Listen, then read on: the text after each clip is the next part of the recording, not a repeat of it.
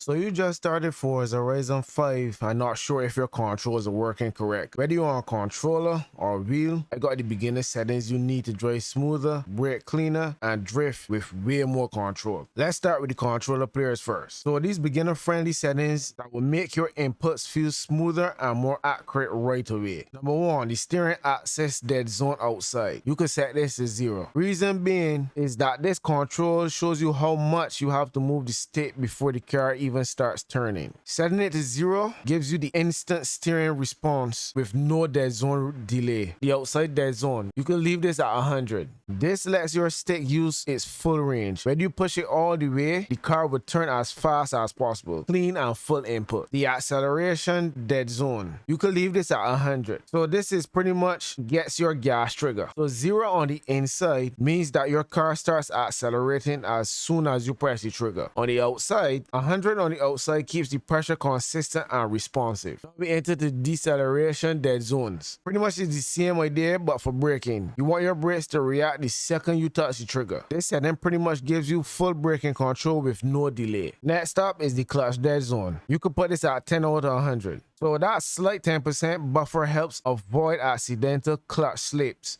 especially if your triggers are sensitive. Vibration scale, I would tell you put it between 0.4 and 0.5, but that's personal preference. This controls the rumble of your controller. Hopefully everyone knows that. Halfway at 0.5 gives you the feedback without shaking your hands too much. So it's personal preference. Next up is the steering wheel sensitivity. I will advise everyone to leave this at 0.5. Do not change this. This is what pretty much balances and sharpens your control. You won't oversteer, but you still get smooth response in turns, especially helpful when learning how to drift. Alright, part 2. For my wheel users, these are pretty much the exact settings I use on the Logitech G920, and they also work for the G923. Whether you're on PC or console, this setup makes the wheel feel smooth, strong, and drift easy. First option is the force feedback scale. I personally will leave this at 0.6 because this pretty much controls how much the wheel pushes back when you turn. 0.6 gives you a strong feel of the road without making it hard to control. Wheel damper. I will leave the wheel damper scale at 0.4 for starters. I personally have mine at 0.8, but since you're starting out, I will advise you to leave it at 0.4. Reason being because this adds weight to your steering wheel. While you have it at 0.4, your wheel won't spin too fast or it won't feel too loose, especially useful when recovering from a slide. Next setting, mechanical trail scale. I will leave this at 1.0 for beginners. This setting pretty much affects how the car's weight pulls through the wheel during turns. At 1.0, it is a balanced feel, helps you stay in control without overcorrecting. Next selection, the force feedback minimum force. Now this is a little tricky one. I would say leave this at 0.6 because this pretty much prevents the wheel from feeling dead when you're driving straight. So you always feel like a little resistance, which keeps you locked in. Center spring. You don't really want the wheel to be snapping back by itself. Let the feedback do the work. Having this at 0.2 pretty much gives you a natural clean control. So I would suggest you leave it at 0.0 or leave it or change it to 0.2. Steering sensitivity is the same thing like controllers. Do not change it from 0.5. This pretty much keeps the car's response consistent without being too sharp or too sluggish. So yeah, that's your full beginners